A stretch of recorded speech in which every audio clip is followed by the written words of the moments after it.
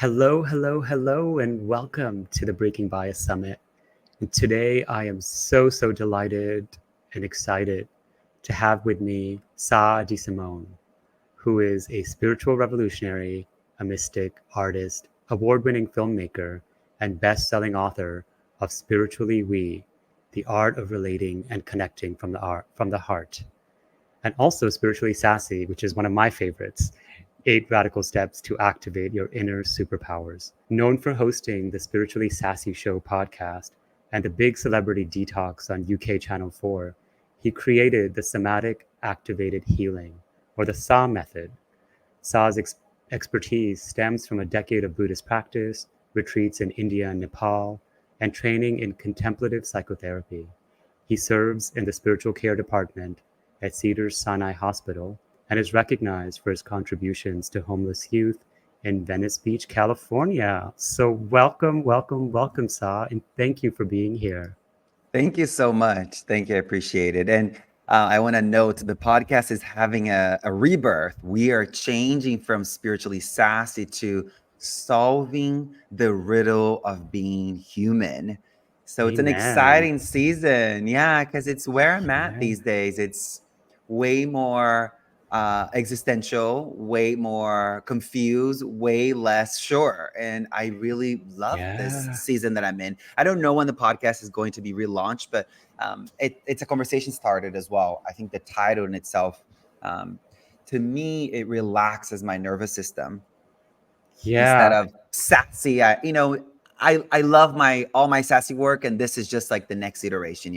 Yeah. And like that's made you who you are, really, right? And I really love the questions this new version, this evolution is, bringing up for me this idea of uncertainty, of grief, of, intersectionality, and, just the existential crises, the polycrises we face, at our times, from climate change and climate collapse to just the trauma of being human right now, right? Loneliness, anxiety, and a whole host of things that we'll get into. I mean, that's kind of the crux of your work and my work with the book Breaking Bias. Um, so I would love for you to reflect with me on, in one word or a phrase, how do you feel, not think, but how do you feel about bias in our society today? What comes up for you as you really lean into those feelings? Perhaps any personal experiences, somatic experiences. Um, I've got a lot to say about this. So you really want one word or a well, let's sentence? go. We'll make that into a one run-on sentence. Okay. When I drop into my body and I feel tension. I Mm, feel discomfort. I feel unpleasantness. I feel all the things that we would deem as bad, as life sentences. But I like to think that the world is changing, that we are breaking biases, that we yes. are uncolonizing our minds, that we are unsocializing our habits, our bodies, our words, our actions, all the things from a bias, standpoint, that we are slowly understanding that a point of discomfort in the body doesn't mean that the person that you deem as bad because they don't look or sound or feel like you isn't that they are bad. It's just maybe something new. So if we are going to bring in a somatic understanding to bias, I think a lot Yeah. of people feel discomfort and unpleasantness in their body, and they Yeah. immediately associate with this person is bad. I'm in danger. I should run. I don't want Yeah. to be close to them. Bye, off. And Yeah. and what if we learn to be uncomfortable? What if the whole Yes. gig would be like, hey, I am finding my way through being uncomfortable? Because discomfort shouldn't be a life sentence, and it shouldn't be a dehumanizing experience where you rob the other an Yeah. opportunity of surprising you, to show you that just like you, they want to be happy, and just like you, they don't want to suffer. Yeah. It's so beautifully said because, for me, I think about this, Buddhist saying, no mud, no lotus, right? It's super simple, but this discomfort that we feel really allows us the possibility of what's on the other side: freedom, liberation, joy, happiness, connection, all the things. And one of the things that I've been so excited to meet with you about, because like me, you're also, an immigrant. You're of Latine descent. I'm of South Asian descent, but you of course have experience in South Asia, and I have experience in Latin America. But also we're both queer, and we're kind of operating at the same margins, But yet, one of the things that is core to our being is spirituality, and a really vast understanding of spirituality that kind of crosses traditions, that breaks biases, right? These boxes. So when you lean into that, how would you feel in a world without bias, where belonging replaces bias? What somatic experiences, visions, and images arise for you? A world without bias. I mean, I immediately feel a sense of neutrality and pleasantness, a deep breath, a Yeah. relaxation, shoulders, rolling down, the eyes softening on the face, Yeah. l- all these somatic reference points. And when I think about this is where I get existential. Okay, so I hope we can go into this place, because Let's this is do it. where this is where I want biases, racism, homophobia, transphobia, fat phobia, grief phobia, death phobia. I want all the phobias, and I'm just naming some of the ones that are most Yeah. alive right now. I want all phobias to be gone, and I work towards ending phobias, right? Like my mere existence non-verbally is to dispel bias, Mm. is a decolonization of biases and Mm. prejudice from people who lay eyes on me just because how I walk earth, Yes. non-verbally, saying nothing, just existing from a place of presence, right? Yes. So all of this to say, I also have sort of made peace, and this is where it gets existential and kind of confusing, and like, oh my God, you're supposed to be this teacher who has answers. And I'm finding my way into being a teacher who is wise, but also confused. And I'm really enjoying this place. So Yeah. here's the thing, Anu.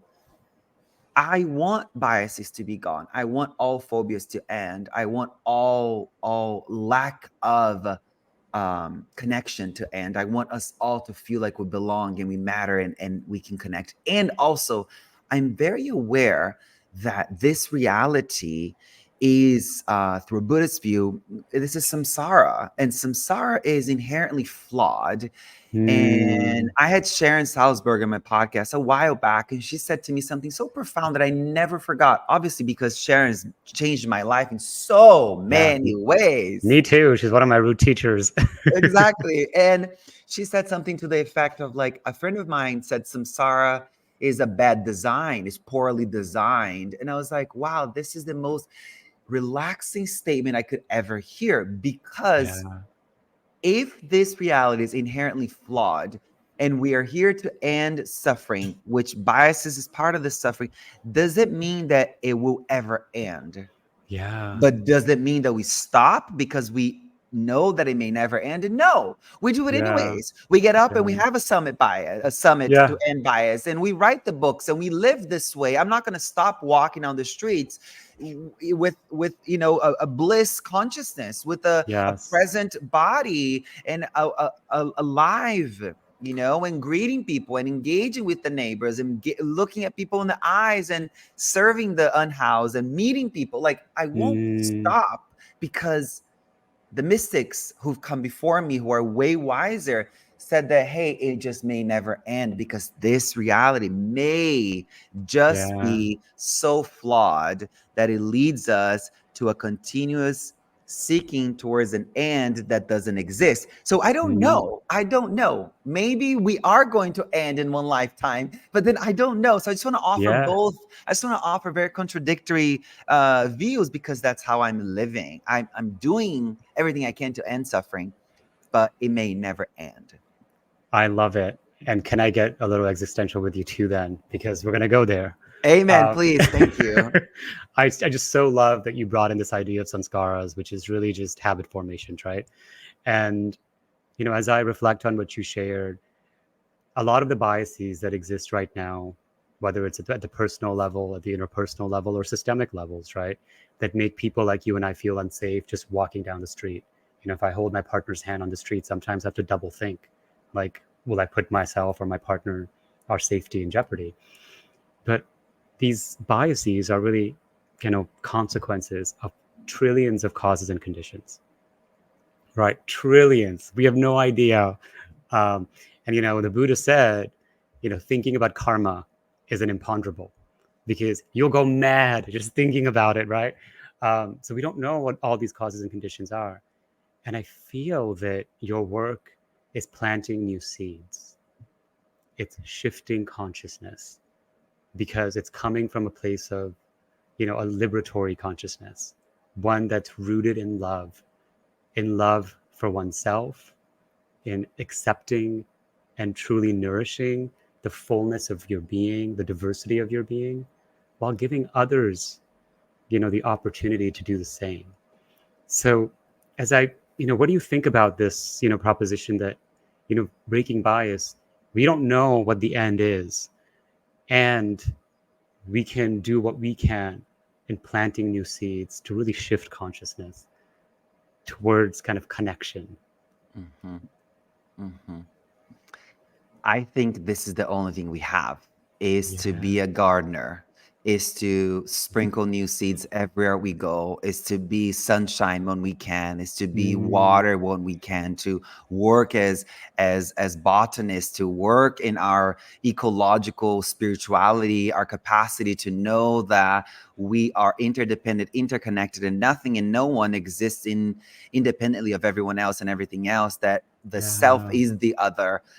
So as I care for the other, as I unbias my mind to see the other as an aspect of me, or someone or something that wants, to have the same capacity to become happy and free. I think this is the goal, is to just continue to be a gardener, to continue to sprinkle these seeds and to walk earth in this way. And I think I think what holds people back from doing that, if we're tracing back to how we started our conversation, it's that moment of discomfort that strikes the body, Mm, that somatically says, nope, not doing that. How many times I'm asking the listener, not you, because we're both people of color and queer, so our biases are towards other things, perhaps not, obviously not towards each other. I would yeah. hope, um, I do want to invite us all to just somatically have revelation towards where does the bias live in the body, as you're walking down the street and you see Yeah. Anu and their partner, or Sa and their partner, or whoever. You see a fat body, a black body, a brown body, an indigenous body, whatever. You see someone who isn't like you, and you can trace the discomfort in your body, not immediately go, oh, disgusting, gross, out of sight, Yeah. out of mind. It's go to the body, be with the feeling in the body. Can you Yes. know what you feel, when you feel, as you feel? All of these steps will get you to be able to transform your biases. You're going to realize that your thinking process is flawed, and it's an interpretation that's self-serving, that keeps you as the main character, that keeps you Mm, as the most special. And the spiritual path isn't about becoming special or becoming someone. It's about, yes. unbecoming. It's about becoming nobody, as the great Baba Ram Dass has said and the great mystics Yeah. have said. It's about, so biases are a really good point of contact to how hooked you are in your specialness, in your preferences.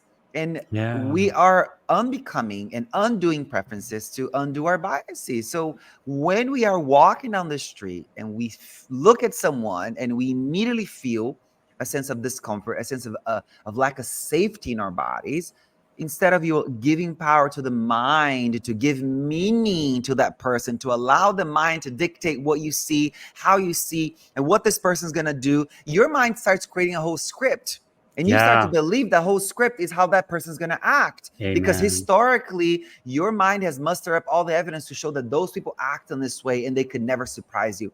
Now, Yeah. what if you unhook your attention from that stream of discursive, unkind, hurtful thinking, and you bring your awareness to the subtlety and the little buzzing in the body, and you go to that place? It's probably in your belly oftentimes for people, and you go to that place in your body and you're like, oh, I feel uncomfortable. That's all it is.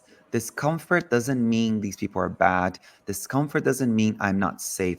Discomfort isn't the truth of the moment. You know, I Yeah. think a lot of people allow when their bias kicks in, and they talk back to their thoughts instead of going to the body, which is the only way to me and my work to break biases is I agree. somatically, is coming into the body. What do you feel?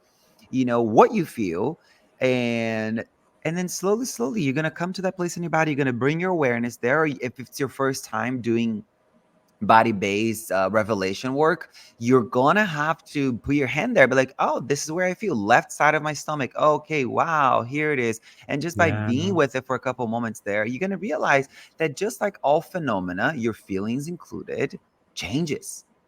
Yeah. Everything changes. Nothing has a solid existence. You know, everything is constantly in movement. Every single thing. So Yeah. awareness into that feeling starts to dissolve, and then the feeling changes. And next thing you know, your perception becomes less cluttered. And now you can see a black, brown, queer, fat, disabled body, and you're like, hey, kinship, Yeah. sibling, you know, here we are together. How can I help you? How Yeah. can I help? Do you know what I'm saying? And if you are so hooked in your bias and you don't know how to unhook, a great way for you to just, power through your own feelings, power through your own thinking. If you're like, oh my God, I am so hooked in my feelings, I'm so hooked in a story, I don't know what to do. Just see if you can go to the next stage and just be like, how can I help? How can I help? Yeah. How can I So help? beautiful. So, Sa, you've just summarized my book in such a beautiful way because in Oh, the honey, yes, of yes, because course. we're basically vibing on the same wavelength, right? Because what I talk about is the Prism toolkit. Prism is an acronym for 5 tools that are somatically informed, and they really begin with awareness, with mindfulness. It really starts with M and goes up to P, and it's really about bringing to awareness all of those things in the body. Where is the tension? Where is the separation? Where is the hatred? How does it show up? you know and it's so beautiful that you said that part of the goal with breaking bias is actually unlearning, because bias is learned, but just as it's learned, it can be unlearned. And the way to unlearn is through awareness, through becoming aware of our bodies, to remember that we have a body, not just a mind. The mind is just part of this huge organism that we're working with on a day-to-day basis. And what I loved about this process, one of my teachers, Dr. Bonnie Duran, who's an Indigenous American teacher here, based in Seattle, she talks about the role of breaking bias as neuro decolonization. Ooh. Right. And I talk about that in the book, that, what we're really trying to do is not just decolonize our minds, but at the neural level, just taking out these lies that we've been taught about ourselves. Mm. And knowing your story, at least from what you've shared publicly, I feel like that's what you've had to do. So I'd love to learn more about um, your moment of obligation. When did you feel like, oh wow, even as a body that's been marginalized and othered in so many ways, I gotta teach, I gotta share my light. Mm. Mm-hmm. And particularly now that you're transitioning from sassiness to this new plane of conversations, Mm-hmm. discussions, teachings, and Mm-hmm. learning, right? Implicit in that yes, you're a teacher and you're a student. This is one of the most important things. Before I got on this call, I was talking to a few universities about doing a master's in philosophy, ecology, and cosmology. The learning piece is so important to me. And there is there's some scriptures that point to a phrase from Guru Padmasambhava, sort of the creator of the Buddhist Tantra.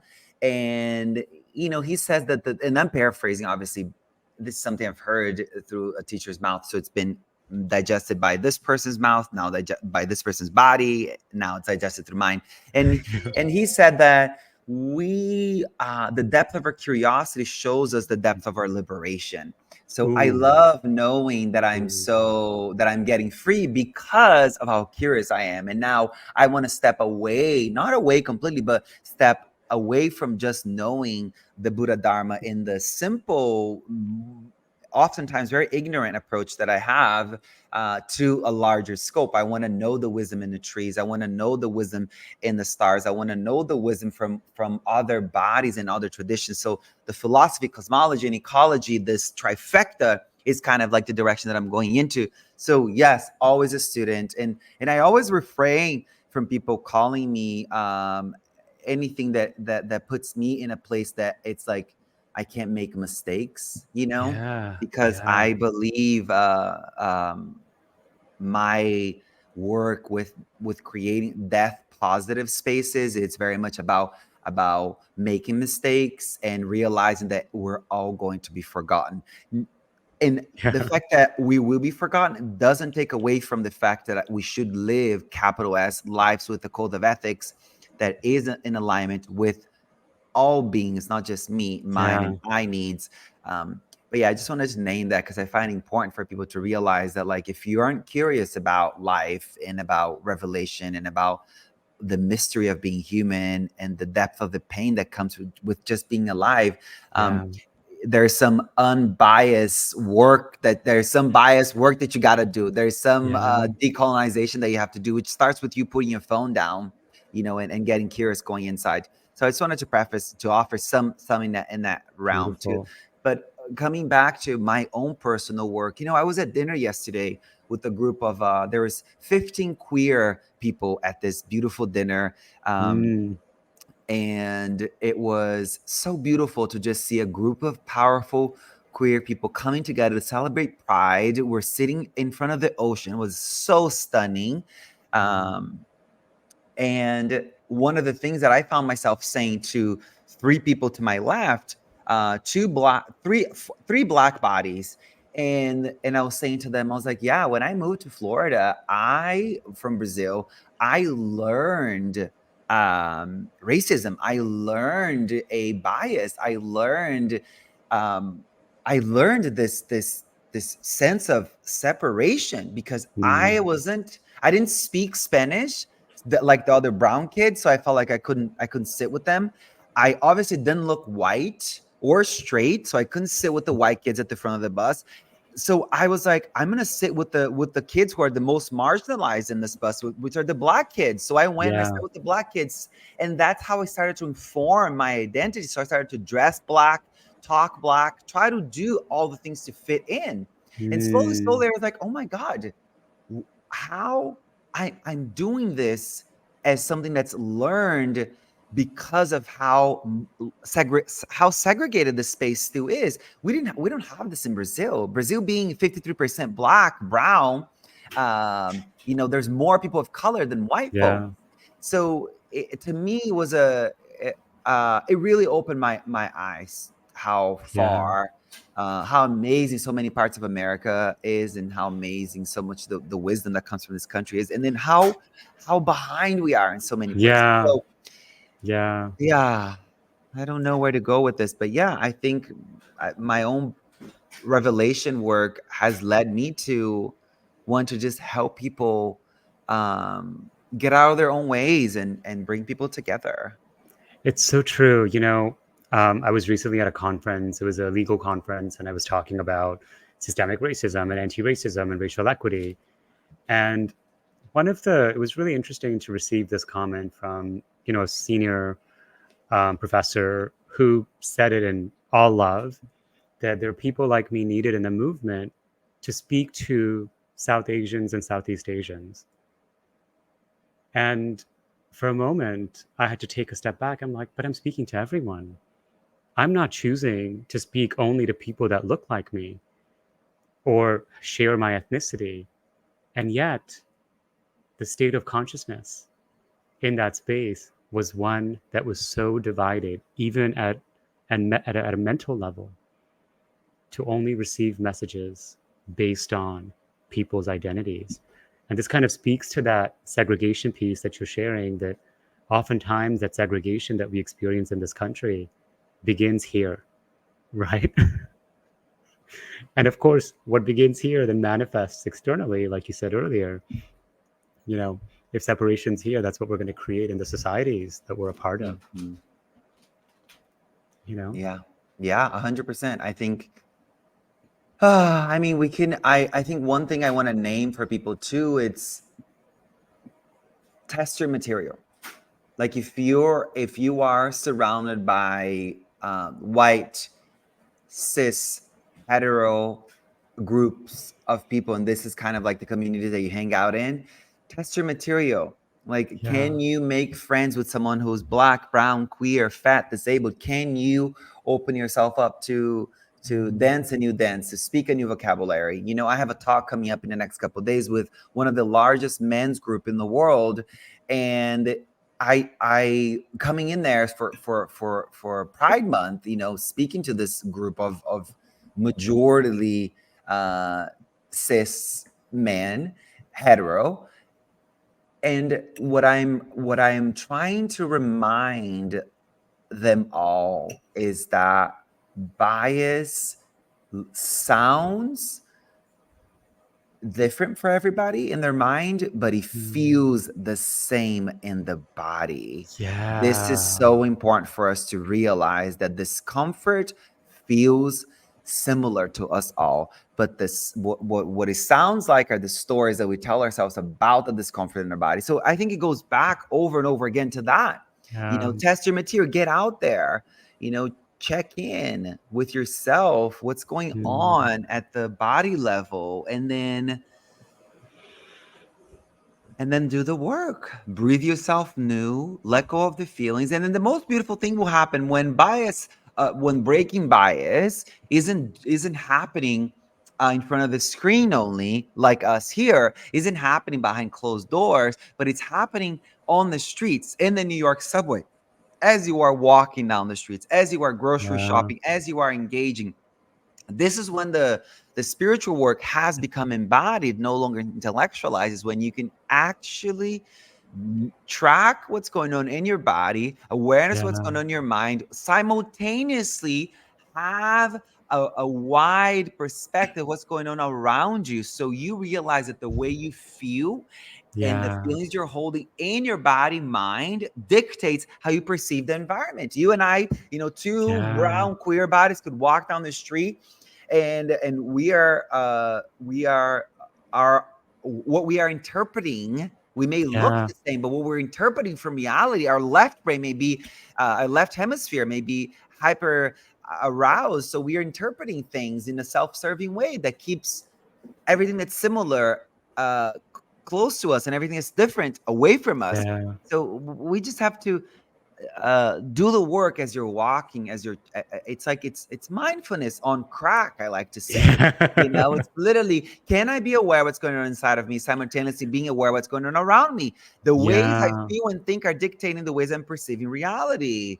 So if you have, and now I want to take a step further. I think when you said, oh, bias earlier on, you said bias is the consequence of trillions of actions that have led us. I'm paraphrasing what you said there, but it was very beautiful. Now, every one of those actions that created dissonance, that created imbalance in the body, tension in the mind, every time you weren't awake to the dissonance that was happening in the body, it left a residue. There's a residue reservoir in your body. There is an emotional baggage in your tissues, in your body. Oftentimes in the pelvic floor, for most people, we've got that pelvic tension as a society. We're tense. Our pelvics are locked up. You know, people can't squat to save their lives. And the society is constipated for a reason, right? We can look at all these physiological problems as a really pointing to all these, you know, to the how much emotional baggage we have. So we have to do a lot of the somatic awareness so many times, so often, because let me tell you, the ways you feel about yourself and the world, maybe I want to offer something more esoteric. Then start with you. Maybe it's something Yes. that's being passed down. Maybe the depth of your emotional baggage is something that it's being carried on and gifted to you. I like to say gifted with Yeah. big quotes here, from mommy and daddy and grandpa and grandma. I have And, a full and blown racist. ancestors. Exactly. I have a huge racist in my family, my lineage. You know what I mean?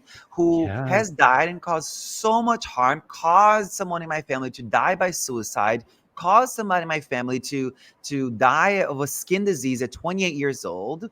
So like that is alive in me. And now, if Yeah. I'm not tracking and knowing and aware of what's going on in my body when I'm feeling something, it's we are overreacting to everything, especially everything that looks Yeah. different and everything that walks different, moves different. It's just Yeah. we're driven to just exaggerate the badness of everything that's different. The Yeah. attachment. We're driven to exaggerate the goodness and exaggerate the badness. We're just that kind Yeah. of thing. So we have to go to the bias reservoir in our bodies. This is why doing the bias work one time and being done won't work. You have to read a news book It's over a and over again, practice. and read that Practice. one book for 6 months, and do it with Yeah. a group book club. And then as you read something and you realize something, then have the other person teach it to somebody, because Yeah. it's gonna be a mission. It totally is. And I think what you said is so important here, that we have to really metabolize, like the problems are in the gut, in the pelvic floor, all that tension is stuck in the body. And a lot of this is emotional. We think that, oh, we can think our way out of bias. If we could, we would have gotten there already. Yeah. Bias is emotional, and we got to deal Mm. with basically the stale emotions that are stuck in our bodies, which is why the somatic practices are so important to release, to Mhm. compost.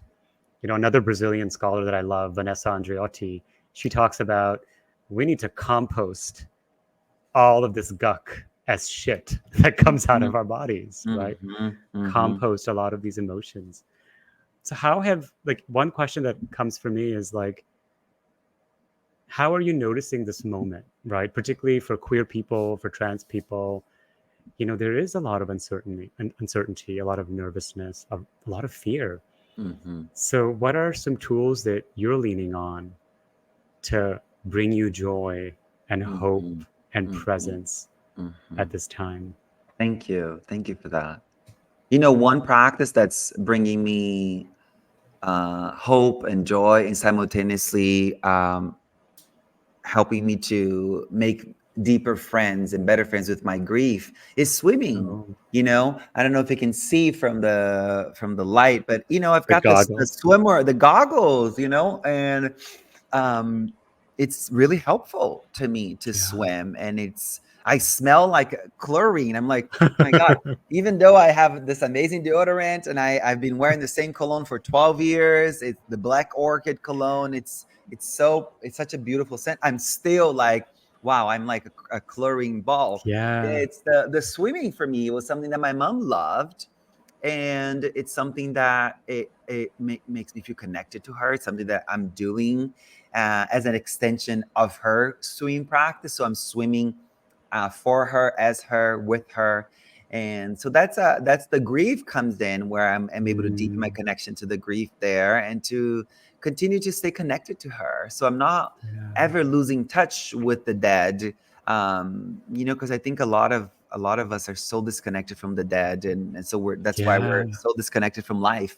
you know so that's helping a lot. And obviously, as I swim, for the grief, with the grief, for mom, with mom, I'm also catching glimpses of such deep interconnection, such deep presence, such deep beauty. I was just thinking, thanks for bringing this question, because I was like, wow, this is so beautiful. So at the gym and the pool that I swim in, uh, halfway through it's a lap pool, and so halfway through the pool, there is a sunroof.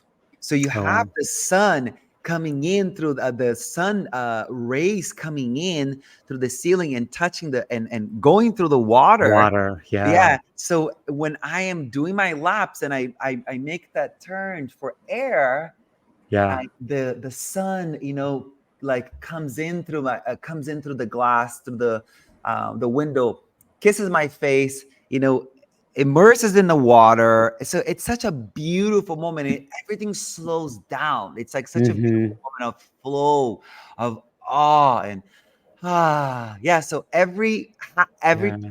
for like today, every time I met the halfway point on the lap pool, Yeah. I just found myself being in awe.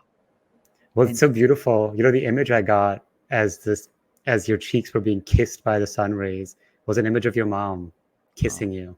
oh, Because thank you you. mentioned Yes, her. Because you yes. mentioned her, and I was like, wow, like the role of remembering our ancestors. It's so powerful, right? In terms of giving us strength and clarity of purpose. So thank you for raising her here. And um, Yeah, thank you for bringing that in. Yeah, so that's been very helpful. And obviously, dance. oh, yes. Dance. We must dance. We What need to kind of dance. dance do you like to do? I mean, the dance that I do, it's somatic dance, right? So Yes. I give my I bring awareness to the body, and then wherever I feel a little buzzing of tension, I invite movement into that area, or Mm, sometimes if I feel like I'm stuck with anger or stuck with sorrow and grief, and I don't feel like I'm able to cry or unburden it out of my body, I will use a somatic prompt, mm, somatic trigger word, and what they sound like is either I hate you. It may sound very biased to say that, but it's a great way for you to, yeah. because it's what you said, it's emotional. If you're not releasing the emotion attached to your bias, your Yeah. thinking will never change. Your Hmm. thinking only has power because of the emotions associated with it, right? If we look at that Exactly. simplistically. Now, the way that we work with a trigger word, a somatic trigger word like I hate you, is you just say it for a couple minutes. I hate you, I hate you, I hate you, I hate you. And then notice how like it starts to unravel stuff in your body. Next thing you Yeah. know, you drop all the stories associated with, because what will happen is two things with a somatic trigger or like I hate you. You're gonna notice all the stories coming up in your mind. So all the people that you hate, all the things that you don't like, all of it. And you're also gonna notice the feelings in the body coming Hmm. alive again, coming online, ready to be felt, ready to be Yeah. released and let go. So Yeah. dropping all the stories and being with those feelings, and then turning on some Eminem or some rock and roll or some Yeah. Tina Turner. exactly, Tina Turner, whatever it may be, or like Zombies, the Cranberries. I find a good song for anger, Yes. and just like go at it, like Yeah. allow the anger Release to it. dance itself through you and out of you. And next thing you know, like your bias in relation to that specific person will have changed. You will get some degree of clarity, even if it's like 5%. Yeah. Even if it's like 7 to 10%. A lot of the medications, that have to do with changing the ways we feel. Oftentimes, they're like 11 to 13% Hmm. help. So think Yeah. about if we get 10%, a drop off of our emotional baggage, how what Right. that will do to our perspective. Yeah.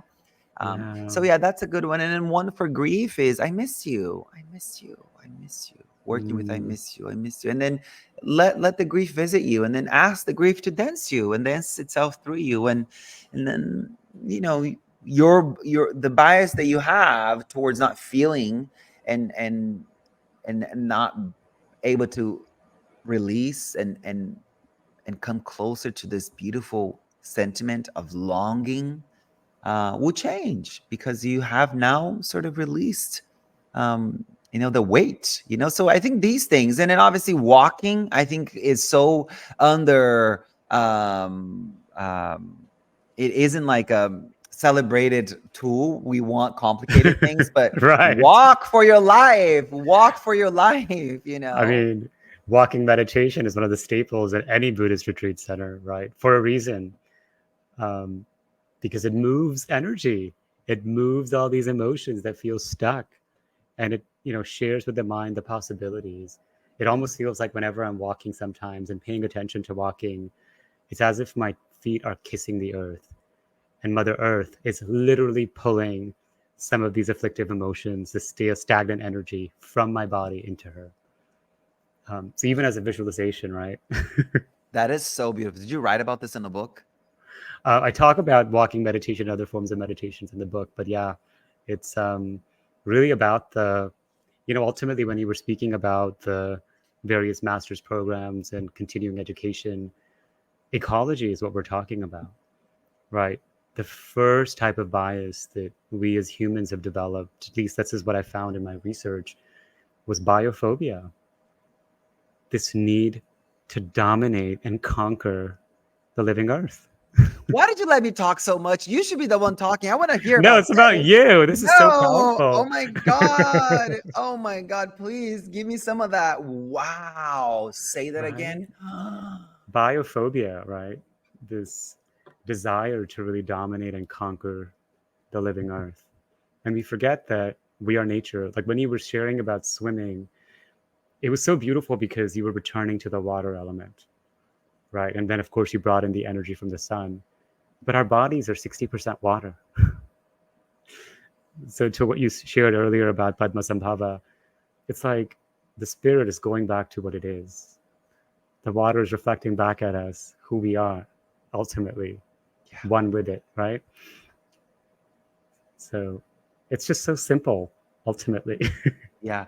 I haven't heard what is it called? Biophobia. I haven't heard Mm-hmm. that. I've heard this beautiful fancy word, anthropocentrism. Yeah, Anthropocentrism. I can't yeah, even pronounce it, but it sounds like it's the same thing, right?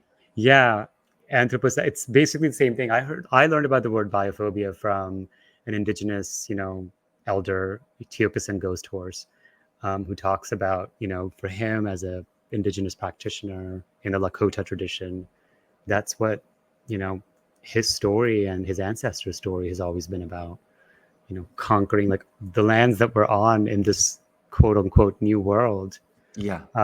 Was never a new world. It was an existing world. But it was for conquest of their land. So yeah, the stories are there, and it's really beautiful that the three things you mentioned, swimming, dancing, and walking, can help us feel more balanced within ourselves, particularly as people of marginalized identities. Hmm. Obviously, I just want to name too, guys, like obviously these are like sort of additions to the daily sit and the daily prayer. Can we You talk know, about that? Can you share with us why that's important, daily prayer and sits for you?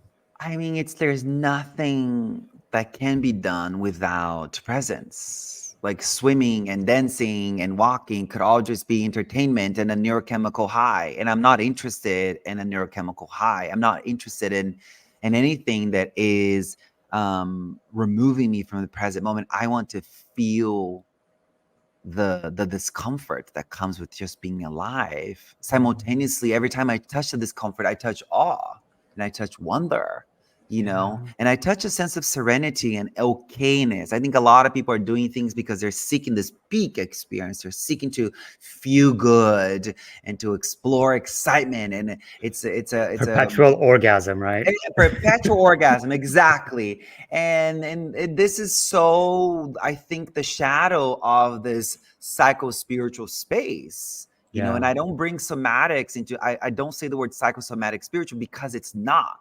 If you're a somatic practitioner, you realize that agitation is agitation.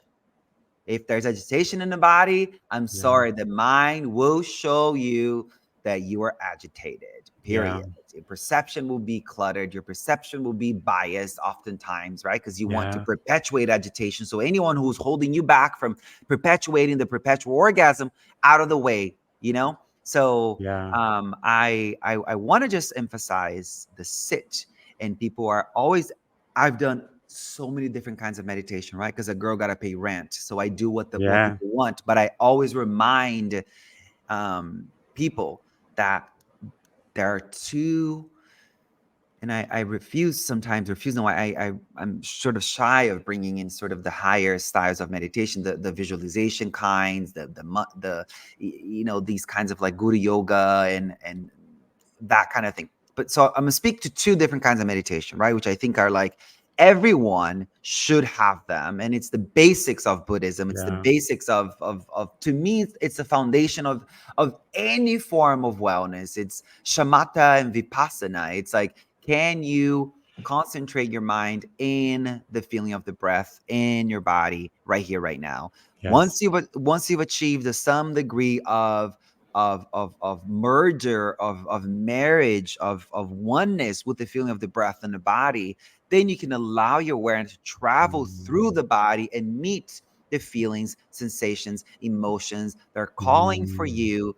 mm. They're offering you an experience in the here and the now. Can you feel Yes. it all without story? Can you feel it all without sensation? So I think both of these is concentrate to observe, It's so the beautiful. how I interpret the shamatha and vipassana, it's that vipassana is a somatic practice. Obviously, shamatha and vipassana both somatic, but I think for the work that I'm speaking about in the awareness of what's going on in the body, um, in order for you to be able to observe what's going on in your body without bias, you have to have a concentrated mind. And the way to Yeah. concentrate the mind requires you to do your daily shamatha practice, which is simple and annoying and boring, but the repetition of boring practices will set you free, Yeah.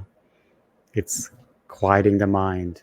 As you were sharing, there's like another famous saying, um, the mind is a terrible master, but a wonderful servant. So that's, Mhm, what one can really achieve mhm, mhm. through these practices. Well, thank you so much, Sa. I mean, this was just so illuminating, and you have so much wisdom and so much love and joy as you kind of walk the earth, as you also evolve, and invite us all to evolve with you. Would love to invite any closing words that you may have for our audiences Mhm. um, as they take in your brilliance and Thank you. your light. Thank you so much. I think two things that come to mind. Forgive everything. Forgive everyone. It's not that deep. It's really not that deep. Mm, It is awful and traumatizing and ridiculous and oh my God. And it's also not that deep. Get in touch with your mortality. We're all going to die. Everyone you love, everyone you hate will also be an offering to the earth. Forgive everyone. Forgive everything. I think in the spirit of breaking bias, we really have to uh, do the high magic of forgiveness, to forgive the people who continue to hold on to their bias. So we just forgive everyone, forgive yeah, everything. Yeah, there. so beautiful. Couldn't have said it better. Thank you, Thank you Sa. so much. Oh my goodness. Thank you. Thank you. So much love for you, and may you continue to shine. Thank you. Same, my darling. Thank you.